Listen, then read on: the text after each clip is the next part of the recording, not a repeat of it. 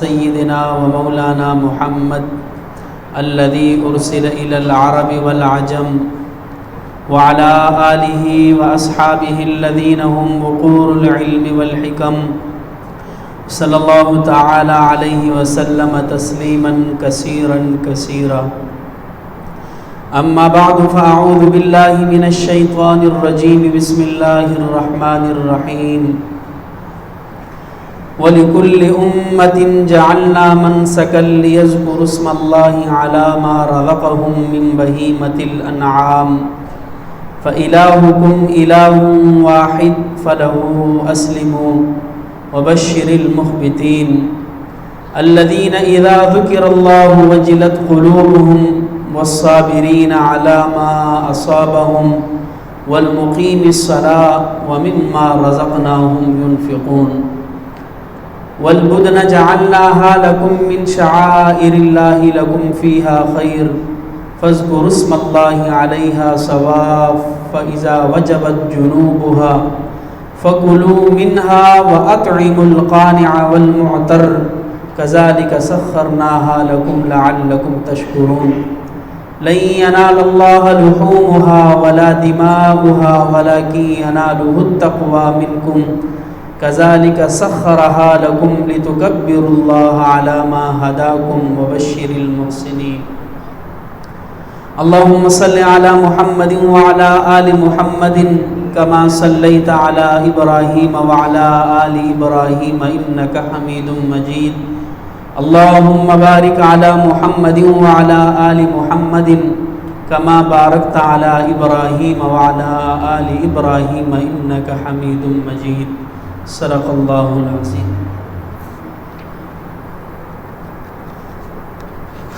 سامعین محترم، معززین علاقہ،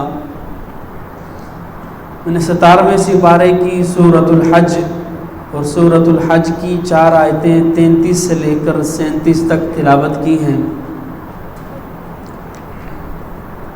ان آیتوں کے اندر اللہ رب العزت نے قربانی کا ذکر کیا. وَلِكُلِّ أُمَّةٍ جَعَلْنَا مَنْسَكًا. اللہ کہتے ہیں ہم نے ہر امت کے لیے قربانی کا سلسلہ جاری کیا. لِيَذْكُرُوا اسْمَ اللَّهِ عَلَى مَا رَزَقَهُم مِّن بَهِيمَةِ الْأَنْعَامِ، تاکہ وہ جو مویشی ہیں جو اللہ نے انہیں دے رکھے ہیں ان پر وہ اللہ کا نام لے کر اس کو ذبح کریں. لِيَذْكُرُوا اسْمَ اللَّهِ عَلَى مَا رَزَقَهُم مِّن بَهِيمَةِ الْأَنْعَامِ فَإِلَٰهُكُمْ إِلَٰهٌ وَاحِدٌ. بس تمہارا جو الہ ہے وہ ایک ہی الہ ہے. فَلَهُ أَسْلِمُوا، تم اسی اللہ کی عبادت کرو اور اس کے سامنے سر تسلیم کرو. وَبَشِّرِ الْمُخْبِتِينَ، اور آگے اللہ کہہ رہے ہیں کہ بشارت ہے ان لوگوں کے لیے جن کے دل اللہ کے سامنے جھکے ہوئے ہیں. اس آیت کے اندر پتہ چلتا ہے وَلِكُلِّ أُمَّةٍ کہ صرف اسی امت پر قربانی کا سلسلہ نہیں تھا، بلکہ اس سے پچھلی جو امتیں تھیں ان کے ساتھ بھی قربانی کا سلسلہ چلتا رہا. جس طرح وہ 6 سپارے کے اندر قرآن کریم کے اندر ارشاد فرمایا اذ قربا قربانا فتقبل من احدهما ولم يتقبل من الاخر، کہ آدم علیہ السلام کے جو 2 بیٹے تھے ان میں سے فتقبل احد، ایک نے قربانی کی، اذ قربا قربانا، دونوں نے قربانی کی، فتقبل من احدهما، ایک کی قربانی کو اللہ نے قبول کر لیا اور دوسرے کی قبول نہیں کی. تو پتہ چلتا ہے کہ یہ قربانی کا جو سلسلہ ہے یہ آدم علیہ السلام سے چلا آ رہا ہے. اور وہی اللہ کے ساتھ فرمانے وَلِكُلِّ أُمَّةٍ کہ ہر امت کے ذمہ ہم نے قربانی کا سلسلہ لگایا تھا. لِيَذْكُرُوا اسْمَ اللَّهِ عَلَى مَا رَزَقَهُم، اور پھر وہ جاندار وہ مویشی جو اللہ کہتے ہیں ہم نے انہیں دے رکھے ہیں. لِيَذْكُرُوا اسْمَ اللَّهِ، تم اس پر اللہ کا نام لے کر اس کو ذبح کرو. اور آگے ارشاد فرمان فَإِلَٰهُكُمْ إِلَٰهٌ وَاحِدٌ، کہ تمہارا الہ ایک ہی الہ ہے. فَلَهُ أَسْلِمُوا، اسی کی تابعداری کرو. وَبَشِّرِ الْمُخْبِتِينَ، اور ان لوگوں کو بشارت دے دو کہ جن کے دل اللہ کے سامنے جھکے. اگلی آیت میں اللہ نے ارشاد فرمایا الذین اذا ذکر اللہ وجلت قلوبہم والصابرین علی ما اصابہم والمقیم الصلاۃ ومما رزقناہم ينفقون۔ یہ بشر المخبتین کی تفسیر ہے کہ وہ لوگ کون ہیں جن کے دل اللہ کے سامنے ہر وقت جھکے ہوئے ہیں، وہ کون لوگ ہیں؟ فرمایا کہ وہ لوگ ہیں الذین اذا ذکر اللہ، جب ان کے سامنے اللہ کا تذکرہ ہوتا ہے یا اللہ کی یاد آتی ہے یا اللہ کا ذکر ہوتا ہے، وجلت قلوبہم، ان کے دلوں پر رعب طاری ہو جاتا ہے۔ اللہ کا نام سنتے ہیں، اللہ کی تسبیح بیان کرتے ہیں یا اللہ کا ذکر ہو رہا ہو تو ان کے دلوں پر وجلت قلوبہم، ان کے دلوں پر پہلی صفت یہ ہے کہ ان کے دلوں پر رعب طاری ہو جاتا ہے۔ والصابرین علی ما اصابہم، اور ان پر اللہ کی طرف سے جو بھی مصیبت آتی ہے اس پر وہ صبر کرتے ہیں، یہ ان کی دوسری نشانی اور علامت ہے۔ اور تیسری والمقیم الصلاۃ، اور نماز کو قائم کرتے ہیں، نماز کی پابندی کرتے ہیں۔ آج ہمارے ہاں قربانی چونکہ ایک واجب عمل ہے اور سال میں ایک دفعہ، تو ساری رات 2 بجے 3 بجے 4 بجے تک منڈیوں میں پھر رہے، ایک جانور لائے، اس کو کھڑا کیا، اس کو چارہ ڈالا، اس کو سب کچھ اس کا خیال رکھا۔ قربانی واجب عمل ہے، لیکن عین نماز سے 1 گھنٹہ 2 گھنٹے پہلے سو گئے، جو فرض عمل ہے اسے چھوڑ دیا۔ قربانی سے پہلے نماز فرض ہے لیکن نماز کا خیال ہی نہیں ہے۔ اگر یہ اللہ کے لیے ہے قربانی، تو قربانی سے پہلے نماز بھی اللہ کے لیے ہے، اس کا بڑا درجہ ہے۔ تو ہمارا نماز چھوڑنا بتا رہا ہوتا ہے کہ قربانی ہم اپنی خواہش اور دکھاوے کے لیے کر رہے ہیں، لیکن نماز چونکہ وہ اللہ کے لیے ہے لہذا ہم اس کے اندر دلچسپی نہیں لے رہے۔ تو نماز بہت ہی ضروری عمل ہے۔ یہ اوپر کی جو میں نے قمیض پہنی ہوئی یہ واجب ہے، لیکن نیچے جو پاجامہ پہنا ہے وہ فرض ہے، کیونکہ اس سے فرض ڈھکا ہوا ہے۔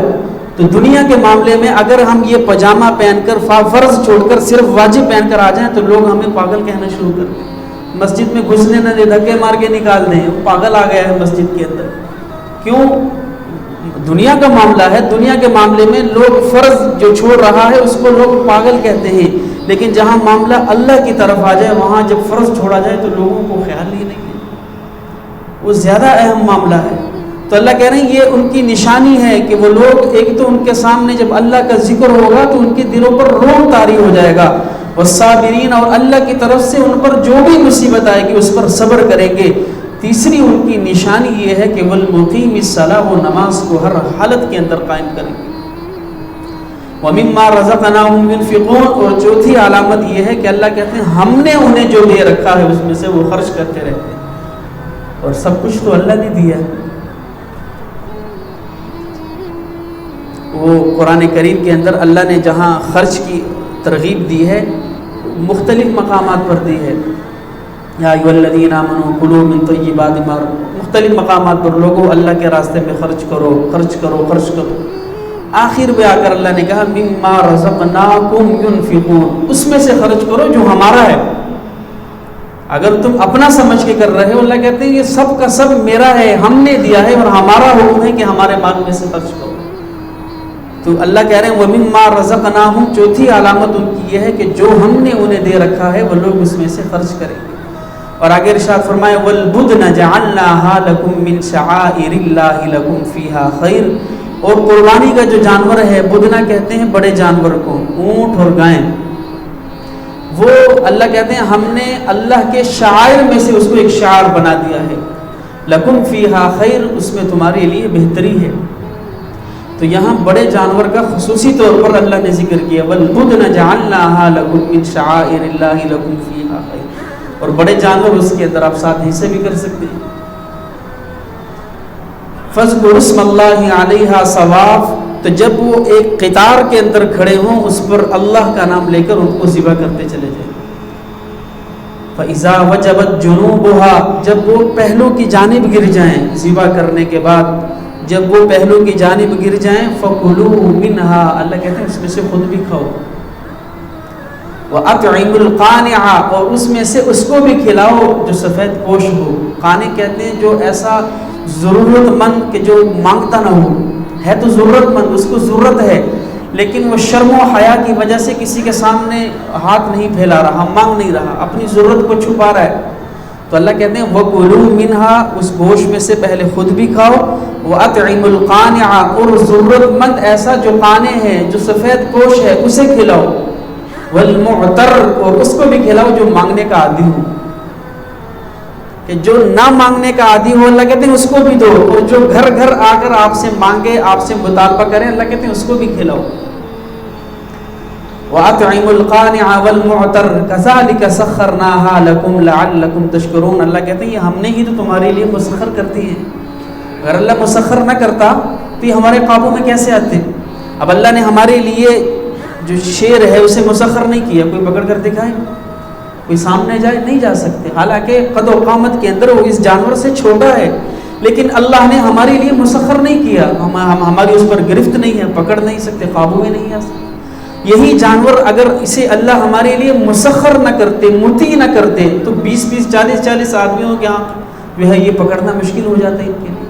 آپ نے دیکھا ہی ہوگا کبھی کبھار کوئی بدک جائے تو کتنا نقصان پہنچاتا ہے، کئی لوگوں کے ہاتھ قابو، بعد میں اس کو فائر مار کر جو ہے وہ گرایا جاتا ہے اور مرنے سے پہلے اس کو ذبح کیا جاتا ہے۔ تو اللہ کہتے ہیں ہم نے تمہارے لیے مسخر کر دیے ہیں، کتنا بڑا قد و قامت طاقت والا جانور، معصوم سے بچہ اسے پکڑ کر لے جا رہا ہے گلی میں، کبھی دائیں کبھی بائیں۔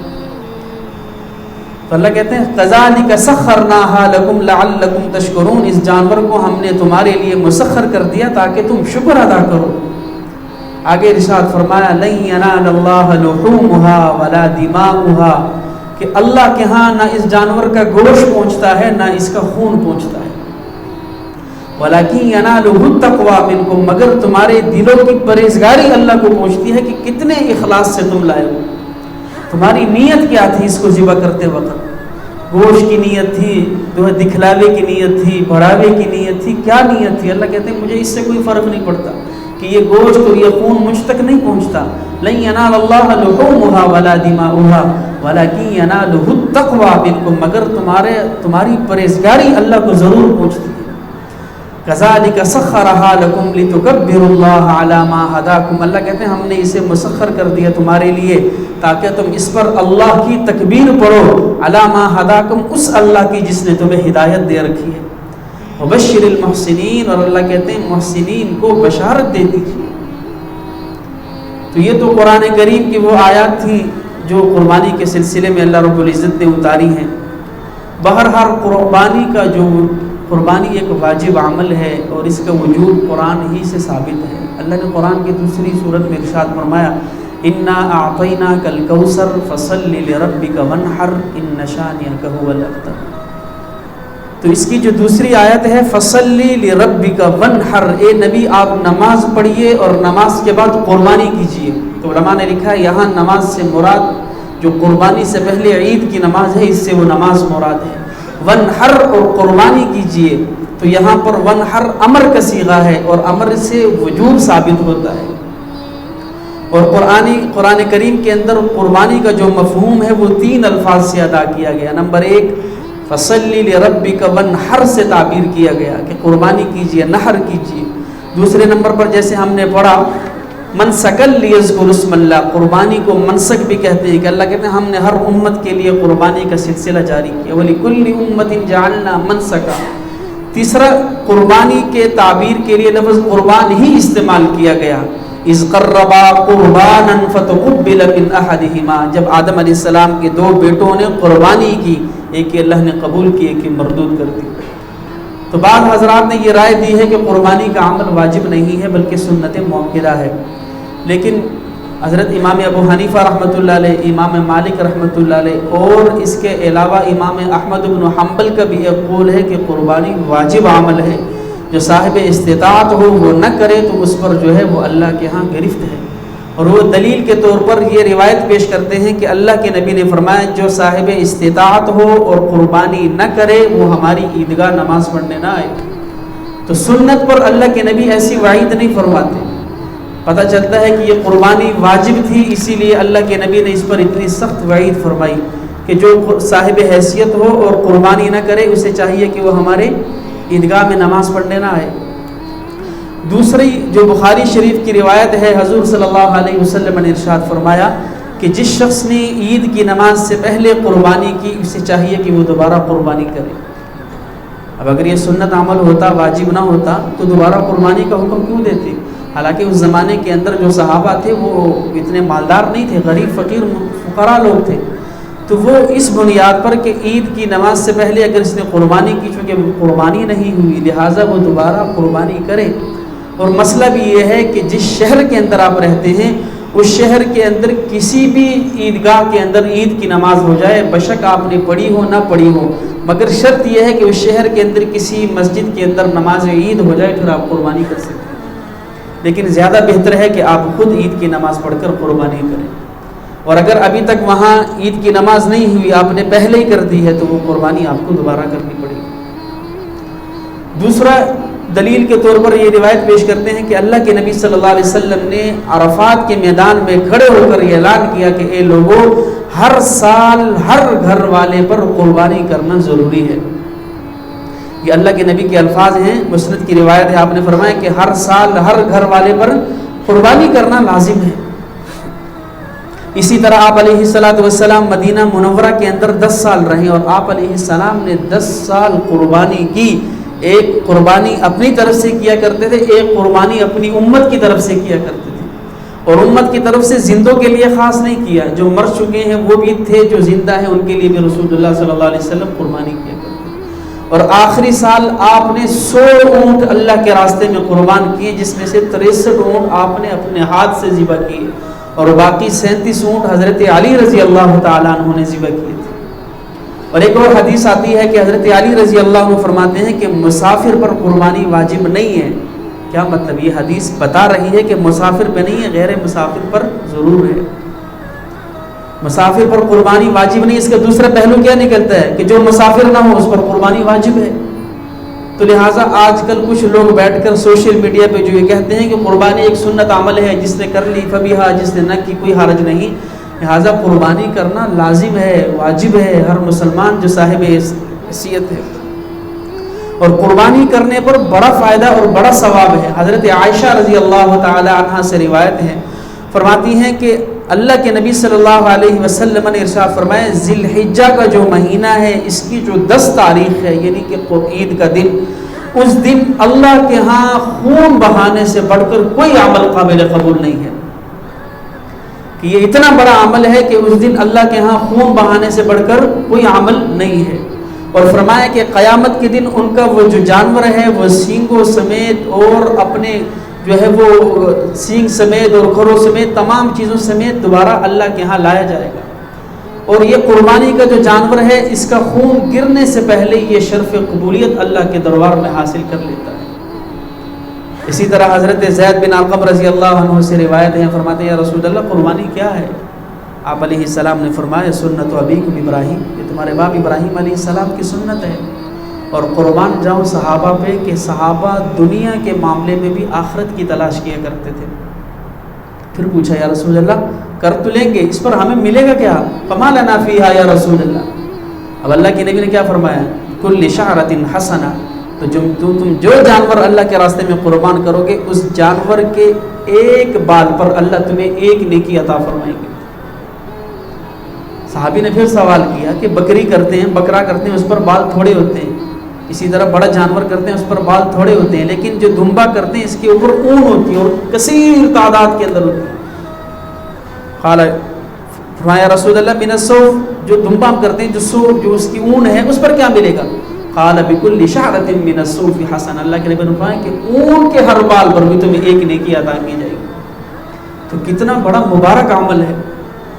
اسی طرح حضرت علی رضی اللہ عنہ سے روایت ہے، فرماتے ہیں کہ رسول اللہ صلی اللہ علیہ وسلم نے عید کے دن اپنی بیٹی فاطمہ سے فرمایا کہ بیٹی فاطمہ اٹھو اور اپنی قربانی کے پاس کھڑی رہو کہ جب تمہارا جانور قربان کیا جائے گا اس کا خون کا جو پہلا قطرہ ہے وہ زمین پر گرنے سے پہلے اللہ تمہارے تمام گناہوں کو معاف کر دے گا۔